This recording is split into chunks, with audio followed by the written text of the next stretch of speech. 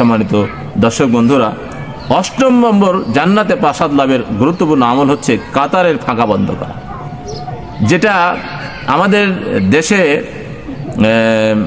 এক শ্রেণীর আলেম ওলামা সহ সাধারণ মুসল্লিদের মধ্যে একটি ট্রেন্ডিং আমল, যে ফাঁকা ফাঁকা হয়ে দাঁড়াবে। যেই মসজিদে 500 লোক জামাতে সালাত আদায় করতে পারে, সেই মসজিদে দেখা গেল 200-250 লোক জামাতে সালাত পড়াই, জামাতে আদায় করাই কষ্টকর হয়ে যায়। এই কাজটুকু আল্লাহ রাসূল সাল্লাল্লাহু আলাইহি ওয়াসাল্লাম বলছেন, যদি কেউ জামাতের কাতার ফাঁকা করতে বন্ধ করতে পারে, তাহলে আল্লাহ রাসূল সাল্লাল্লাহু আলাইহি ওয়াসাল্লাম বলছেন তার জন্য জান্নাতে প্রাসাদ নির্মাণ করা হবে।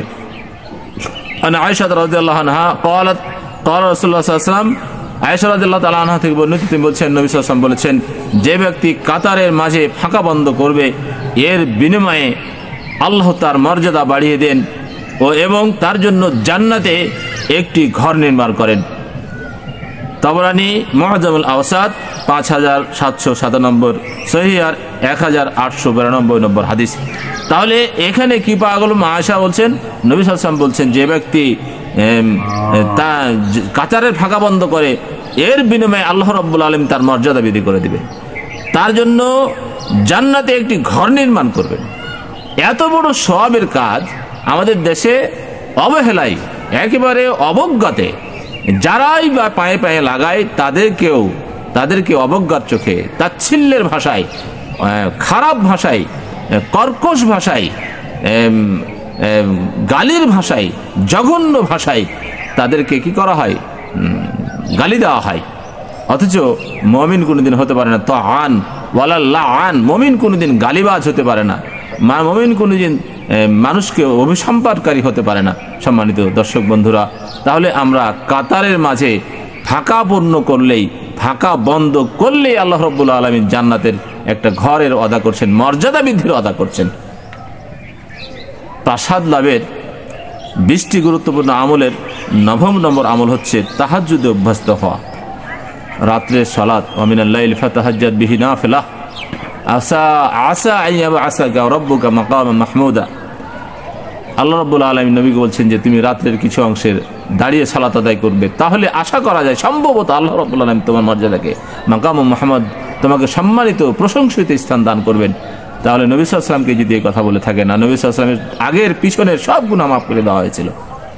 তারপরে নবী সাল্লাল্লাহু আলাইহি ওয়াসাল্লাম কি করতেন? রাত্রে জেগে ইবাদত করতে করতে পাগুলো ফুলে যেত। আমরা সকলেই আমরা একেবারে দুনিয়াদার হয়ে গেছি, দুনিয়ামুখী হয়ে গেছি, দুনিয়ার দিকে আমাদের ঝোঁক রয়েছে। আমরা ফরজ সালাতে আদায় করতে চাই না। যেই সালাত আদায় না করলে, রাসূল সাল্লাল্লাহু আলাইহি ওয়াসাল্লাম বলছেন, বাইনাল আবদি ওয়াল কুফরি তারকুস সালাত, ইমানদার এবং কাফিরের মধ্যে তফাতই হলো সালাত ছেড়ে দেওয়া। আমরা এটা একেবারে সাধারণভাবেই এই মাসলাটাকে গুরুত্বই দেই না, কোনো কিছু মনেই করি না। সম্মানিত দর্শক বন্ধুরা, তাহলে আন আলী রাদিয়াল্লাহু আনহু قال قال رسول الله صلى الله عليه وسلم ان في الجنه غرفا ترى ظهورها من بطونها وبطونها من ظهورها। আলী রাদিয়াল্লাহু তাআলা আনহু বলছেন যে জান্নাতের মধ্যে কিছু প্রাসাদ রয়েছে যার বাহির থেকে ভিতর দেখা যাবে। তুরা যুহুরহা মিন বুতুনহা, অর্থাৎ যুহুরহা বাইরে, ও বুতুনহা মিন যুহুরহা, এবং ভিতর থেকে বাইরের অংশ দেখা যাবে। ফাকালা, ফাকামা আরাবিয়ুন, একজন বেদুইন মানুষ দাঁড়িয়ে বললেন, অনারব, তিনি দাঁড়িয়ে বললেন, ফাকাল লিমান হিয়া ইয়া রাসূলুল্লাহ, এই ঘরগুলো কারা পাবে আল্লাহ রাসূল? রাসূল সাল্লাল্লাহু আলাইহি ওয়াসাল্লাম বললেন, قال নবী সাল্লাল্লাহু আলাইহি ওয়াসাল্লাম, লিমান আতাবাল কালাম, যে ব্যক্তি মৃদুভাষী, সুন্দর ভাষায় কথা বলে, মানুষকে ভালো ভাষায় কথা বলতে পারে, 1 নম্বর গুণ। 2 নম্বর গুণ হলো ওয়া আতআমাত তাআম, মানুষকে খাদ্য খাওয়াতে পারে, ওয়া আদামাস সিয়াম, এবং সদা সর্বদা সিয়াম পালন করতে পারে। যখন প্রতি মাসে 3টি তো করেই, আরো সিয়ামগুলো করে, ফরজ সিয়াম তো অবশ্যই করে, আদামাস সিয়াম, ধারাবাহিক সিয়াম পালন করে।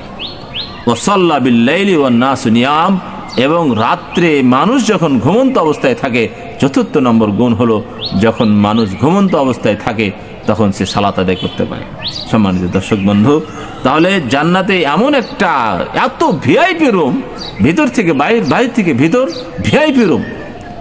এই ভিআইপি রুমটা পাবে তারা যাদের ভাষা মিষ্টি, যারা মানুষকে খাদ্য খাওয়ায়, যারা সদা সর্বদা সিয়াম পালন করে, যারা রাত্রে মানুষ ঘুমন্ত অবস্থায় থাকা অবস্থায় সে রাত্রে জেগে জেগে ইবাদত করে।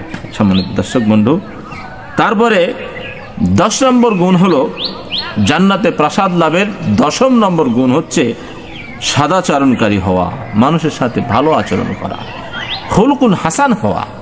ওয়াইন্নাকা লাআলা খুলুকিন হাসান ওয়াইন্নাকা লাখুলুকুন আযীম। নবী সাল্লাল্লাহু আলাইহি ওয়াসাল্লাম আল্লাহ বলছেন যে তুমি হলো উত্তম চরিত্রের অধিকারী। লাকাদ কানা লাকুম ফি রাসূলিল্লাহি উসওয়াতুন হাসানা। আল্লাহ রাব্বুল আলামিন বলছেন যে তোমাদের জন্য নবী সাল্লাল্লাহু আলাইহি ওয়াসাল্লামের জীবনের মধ্যে উত্তম আদর্শ রয়েছে। আন আবি উমামা রাদিয়াল্লাহু আনহু قال قال رسول الله صلى الله عليه وسلم انا زعيم ببيت في ربد الجنه لمن ترك المراء وان كان محقا। যে আমি তার জন্য জান্নাতের প্রান্ত সীমায় একটি ঘরের জাইম হয়ে যাচ্ছে, জামিনদার হচ্ছে, তার জন্য দায়িত্বশীল হয়ে যাচ্ছে যে ব্যক্তি সঠিক পথে থাকা সত্ত্বেও তর্ক পরিহার করে। সেই হক পথে রয়েছে, যে ব্যক্তির কথাটাই হক কিন্তু সে ব্যক্তি যে দেখছে যে এখানে তর্ক জড়িয়ে যাওয়া হবে, অনর্থক বাক্যবায় হবে, তর্ক বেড়ে যাবে, এই জন্য তিনি কি করেন, এই তর্ককে পরিহার করেন, তিনি সঠিক পথে থাকা সত্ত্বেও। আল্লাহ রাসূল বলছেন লিমান তারাকাল মিরাআ ওয়া ইন কানা মুহিক্কান, সঠিক পথে থাকা সত্ত্বেও তার জন্য জান্নাতের প্রান্ত সীমায় একটি ঘরের জাইম হয়ে যাচ্ছেন নবী সাল্লাল্লাহু আলাইহি ওয়াসাল্লাম। তারপর ওয়াবাইতিন বিওয়াসতিল জান্নাহ, আল্লাহ রাসূল সাল্লাল্লাহু আলাইহি ওয়াসাল্লাম জান্নাতের মধ্যবর্তী স্থানে একটি ঘরের জাইম হয়ে যাবেন তার জন্য। লিমান তারাকাল কাযিবা ওয়া ইন কানা মাযিহান, যে ব্যক্তি হাস্য ছলেও, হাসির ছলেও, কৌতুক ছলেও যে ব্যক্তি মিথ্যা পরিহার করতে পারে, আল্লাহ রাসূল বলছেন তার জন্য জান্নাতের মধ্যস্থানে আমি ঘরের একটি জাইম হয়ে যাচ্ছি, দায়িত্বশীল হয়ে যাচ্ছি। তারপরে আল্লাহ রাসূল বলছেন অবিবাহিতিন ফি আলাল জান্নাহ, আমি তার জন্য, একজন ব্যক্তির জন্য জান্নাতের উচ্চ স্থানে, সর্বোচ্চ স্থানে একটি ঘরের দায়িত্ব হচ্ছে, প্রাসাদের দায়িত্বশীল হয়ে যাব। যে ব্যক্তি কি করবে, লেমান হাসানা খুলুকাহু, যে ব্যক্তি তার চরিত্রকে উত্তম করতে পারবে, যে ব্যক্তির আচরণকে উত্তম করতে পারবে, যে ব্যক্তি সদাচরণকারী হতে পারবে। সম্মানিত দর্শক বন্ধু, ভিডিওটা অনেক লম্বা হয়ে যাবে, আমরা আপনাদের যেন বোর ফিল না করেন, আপনাদের একটা ভিডিও দেখতে গিয়ে যেন অনেক লম্বা ভিডিও, অনেক খারাপ ফিল না করেন, এজন্য আমরা আজকে 10ম পর্ব পর্যন্ত, 10ম জান্নাতে প্রাসাদ লাভকারী 10টা বিষয়ের 20টা বিষয়ের 10ম পর্যন্ত আলোচনা করলাম। আগামীতে ইনশাআল্লাহ আরও আলোচনা হবে। ইনশাআল্লাহ আলোচনাগুলো আপনারা দেখবেন। এই উদাত্ত আহ্বান, এই দাবি, এবং যারা দিনের কথাকে ভালোবাসেন, আমাদের মতো নগণ্য একজন মানুষকে দেখবেন, লাইক করবেন, শেয়ার করবেন, অন্যের কাছে পৌঁছে দিবেন। বাল্লেগু আন্নি ওয়ালাউ আয়া।